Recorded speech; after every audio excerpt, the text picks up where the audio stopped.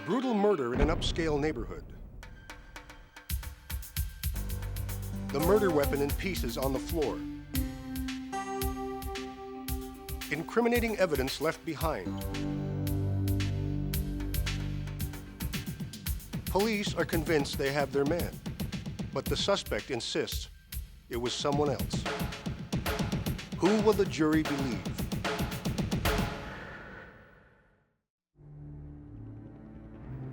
Enter the world of forensic science, the science of crime, where a suspect's guilt or innocence can hang on a single piece of evidence.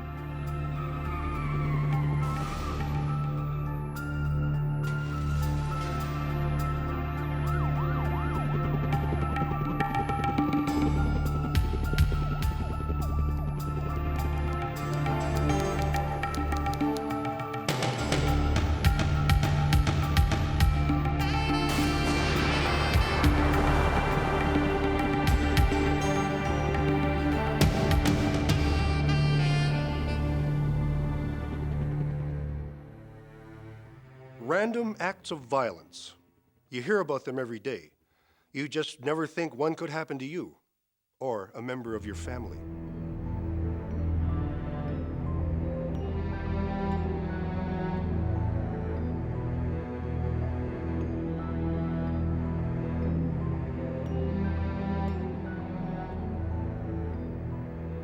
It's September 1992. Tuesday night at the Findley house is a school night, like any other. Bedtime stories are over, and Alan and Madeline Finley tuck their children into bed.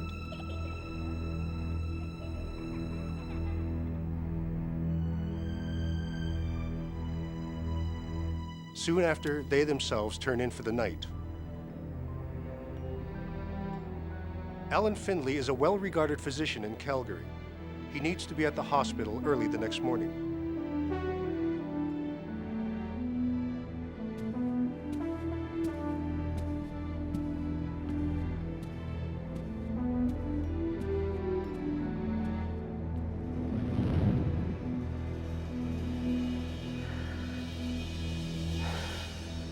In the middle of the night, Madeline is awakened by shouting. At first, she is confused. Then what is happening becomes all too clear to her. Someone has broken into the house.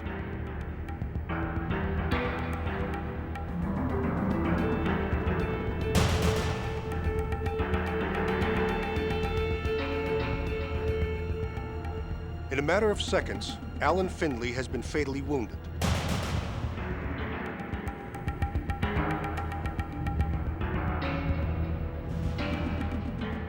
Madeline loses her husband. Her two young children lose their father.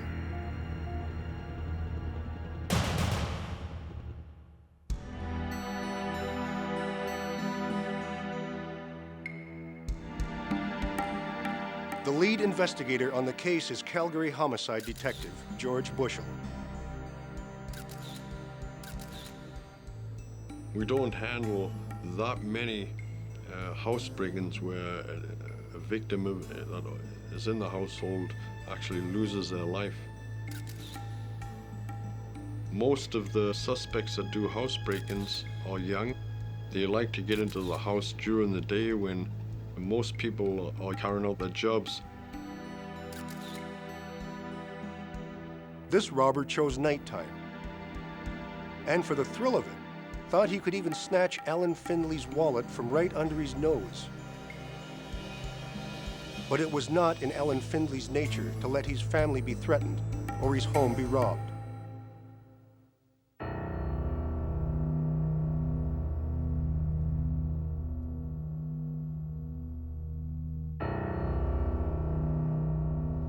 The doctor wasn't a man to stand there and say, just leave my family alone and get out of here. And he wanted to ensure that nothing was going to happen to them. And so he went after the guy.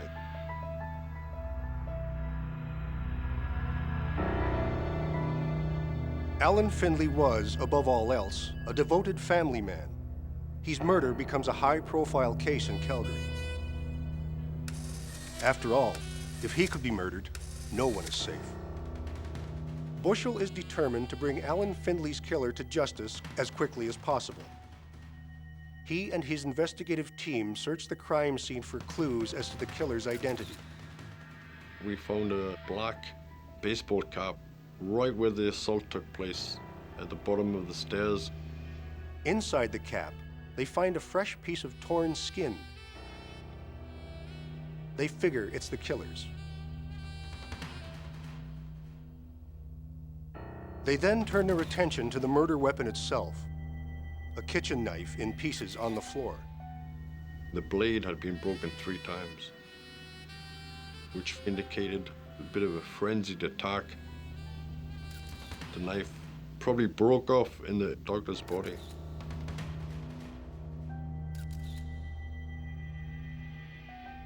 When investigators search for signs of forced entry, they find that a kitchen window has been pried open.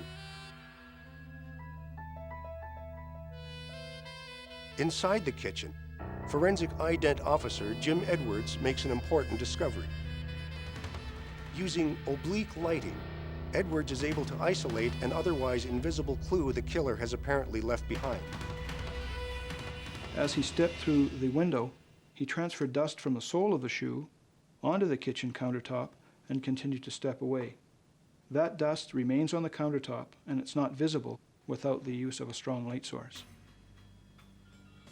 What you're seeing in the photograph of that impression is done with that light shining across the kitchen countertop here.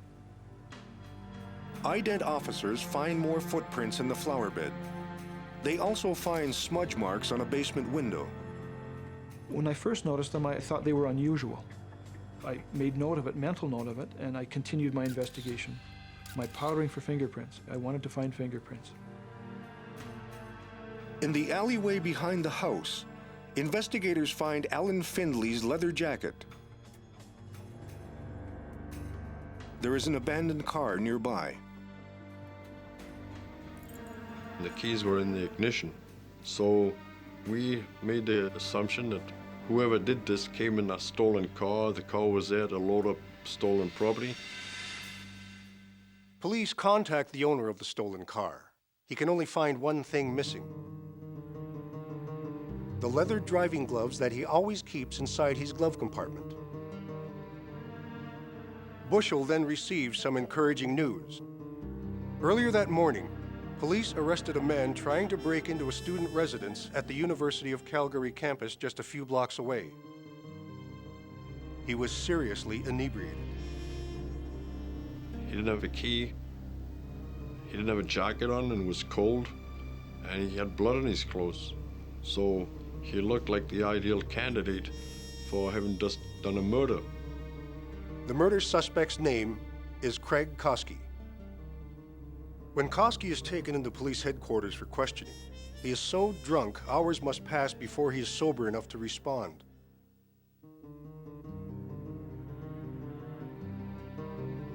Police are sure they have their man.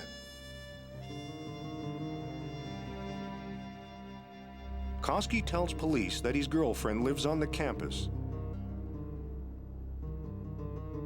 He says he's welcome there, but he didn't have his key last night.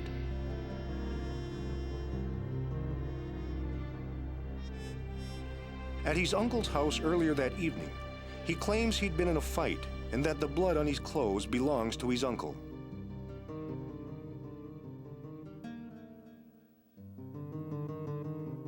Koski's alibi checks out.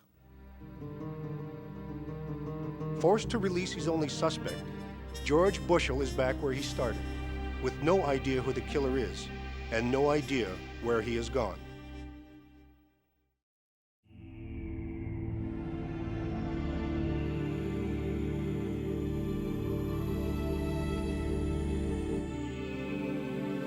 When Bushell reports back to Madeline Findley, he is forced to tell her that he has just released his only suspect.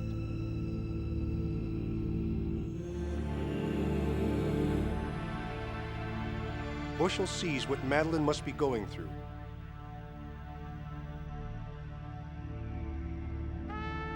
He assures her that he and his investigative team will not rest until her husband's killer is brought to justice.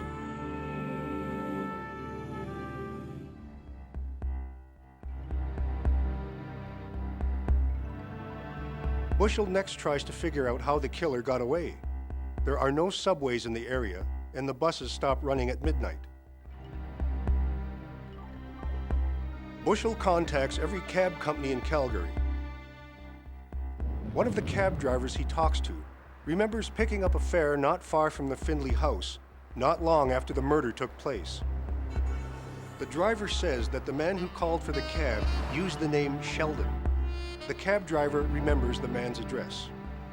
And we asked the cab driver if there was anything unusual about this guy's appearance. And he said, no, at first he said, well, not really. And we said, well, did he have an abrasion, anything on his forehead and that? And he said, yeah, I come to think of it, it was fairly dark, but I think there was an abrasion on his head.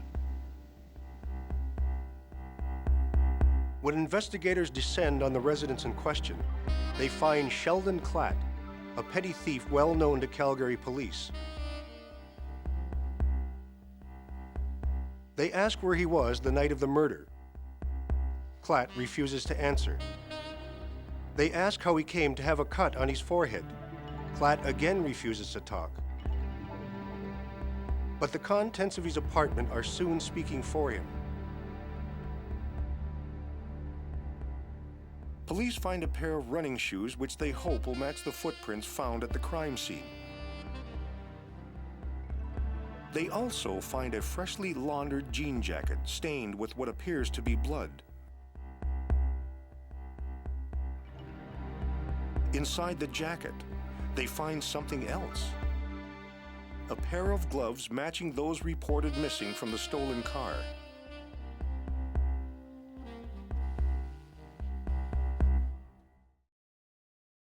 This is Exhibit A, a pair of leather driving gloves that leads to the killer of Alan Finley. Even after police inform him that he's being charged with second-degree murder, Clatt stays silent. Investigators now realize that the case will be won or lost based on physical evidence. When ident officer Jim Edwards learns that murder charges have been laid and that a pair of leather gloves has been recovered, his mind immediately races back to the crime scene. It wasn't until after the homicide detectives told me that they had these leather driving gloves seized from the suspect that I thought, those marks I saw on the windows may have been made by these gloves. Edwards decides to do something that has never been done before. He sets out to prove that glove prints can be just as unique as fingerprints. When we do a fingerprint comparison, we're comparing the unknown or crime scene impression to a known that we have on the police files. And I applied that same principle with the follicle ridges I found on the window to the impressions that I had made myself with that glove. This is a photograph, greatly enlarged, of an area of that impression. And you'll note here that there is definitely a seam present. I found the same unique ridge formation on my test impression, so that gave me a starting point. Edwards is encouraged by his initial findings. To prove his glove printing theory, he logs countless man-hours consulting leather experts, veterinary pathologists, and toxicologists throughout North America. Edwards is not the only tenacious member of the investigative team. Forensic biologist Sandra Korkosh has been on the case since the beginning. She calls Bushell with the results from the DNA tests on the piece of skin recovered at the crime scene. I talked to the detective, minutes after I pulled off the first test results and was very excited to get a match. And that match is right here. This is the baseball cap. This is the DNA from the baseball cap, and it matches the accused. Under Canadian law, the prosecution must fully disclose its case to the defense before a trial can proceed. When Sheldon Clatt learns about all the forensic evidence amassed against him, he suddenly rethinks his vow of silence.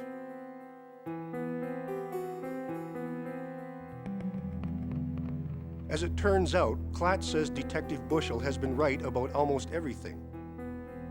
Clatt was at the crime scene that night. He did participate in the robbery, but he did not kill Alan Finley. Clatt says there were two of them at the house that night. His partner is the one who did the killing. According to Clatt, he and his partner in crime, Eric Haynes, had staged a number of break-ins in the Calgary area before they targeted the Findley house. Clatt insists it was Haynes who broke into the house, while Clatt himself waited outside.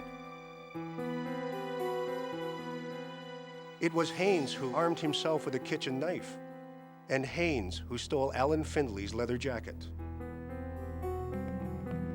Clatt says Haynes led him into the house.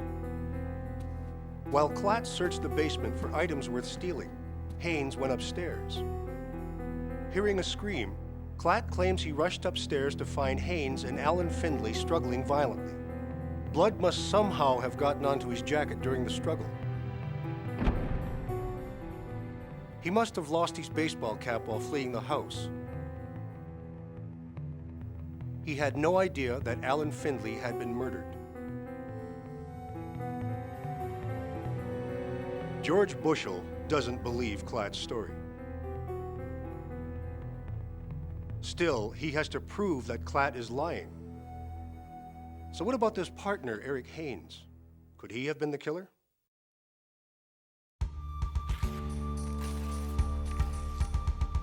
Once again, Bushell is forced to deliver bad news to Madeline Findley. Just when it looked as though they'd closed the case, Bushell has a whole new murder theory to investigate. Were there two men in the Findley's house that night? In her initial statement to police, Madeline said that she saw only a shadowy figure. Bushell now asked her to think back, but Madeline's memory of events remains the same. This means that Clatt's lawyer can argue the shadowy figure did indeed belong to Eric Haynes and that Clatt, as he claimed, was elsewhere in the house at the time of the murder. Investigators suffer another setback when biologist Sandra Korkosh cannot identify the source of the bloodstain on Clatt's jacket. Extracting DNA from denim back at that time did provide us some problems in that denim like this often extracted the dye in the denim with the DNA.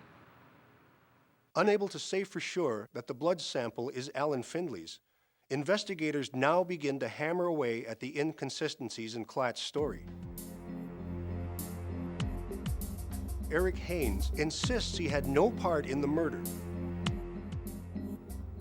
He tells police that Clatt has done far more than simply tailor a story to fit the evidence. Clatt had recently made a direct phone appeal to Eric Haynes. He phoned a friend and said, "Will you take this rap for me?" And the guy said, "Are you nuts?" Clatt's outrageous plan was to confuse the jury. He figured that if Haynes confessed to the murder, but evidence pointed to Clatt, the jury would be divided and both men would go free. When Haynes rejected the idea outright, Clatt decided to go ahead and finger his former partner for the murder anyway. Haynes produces several witnesses who confirm that he was elsewhere at the time. With Haynes cleared, the focus of the investigation shifts back to Sheldon Clatt. Jim Edwards has now finished his forensic work on one of the shoe prints found at the crime scene. This is a photograph of the footwear impression found in the flower bed below the attempted point of entry into the residence. You'll note some characteristics here that make it possible to determine a make of shoe. In this case, we're dealing with a Nike impression, and a portion of the N appears here in the upper center portion of the photograph. These are the shoes seized from the accused at the time of arrest, and you'll clearly note when examining them that the Nike trademark appears in the center of the sole. Clatt's shoe also matches the footprint found on the kitchen counter. I enlarged the photograph of the actual crime scene impression, the sole of the shoe, and my test impression of that sole. This shoe seized from the accused made the impression at the crime scene. But the stolen driving gloves are Jim Edwards' trump card. When the suspect was arrested, photographs were taken of any injuries that he may have had at the time. When his right little finger was checked on the inside near the nail, there was a slight cut noticed. And the right little finger of the glove has a crescent-shaped cut, which would indicate to me that this individual was wearing these gloves. During the trial, the prosecution is able to argue that Clatt's attack on Alan Finley was so violent, so brutal, that the blows forced Clatt's hand up the knife handle onto the blade itself, slicing open both the glove and Clatt's finger. That evidence is suggestive enough, but in an unprecedented decision, the trial judge allows Edwards' glove print testimony to be entered as evidence as well. As you can see here, by the marks left by the gloves on this pane of glass, there are very unique markings left by this pair of gloves, and we could treat this just like a fingerprint. In court, I presented the glove impression evidence by way of a chart which I prepared. The points I found in the unknown are in the known as well, so they are consistent with one another. Edwards insists that the glove print impression proves that Clatt had been at the scene of the crime.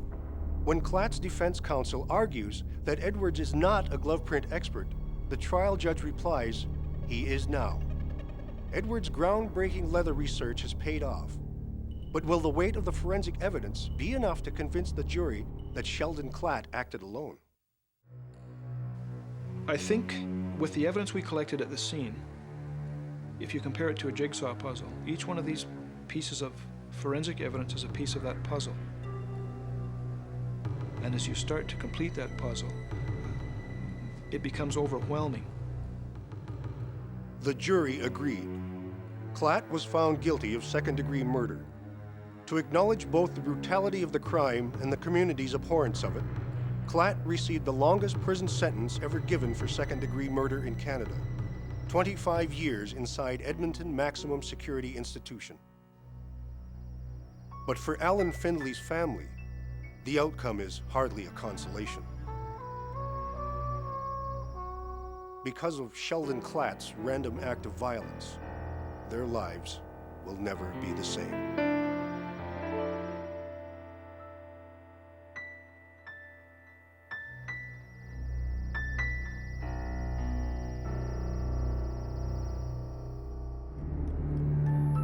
The stories on Exhibit A are based on true cases. The forensic scientists and investigators are the actual individuals who worked on the cases. The names of the victims are fictitious. The names of the guilty are real.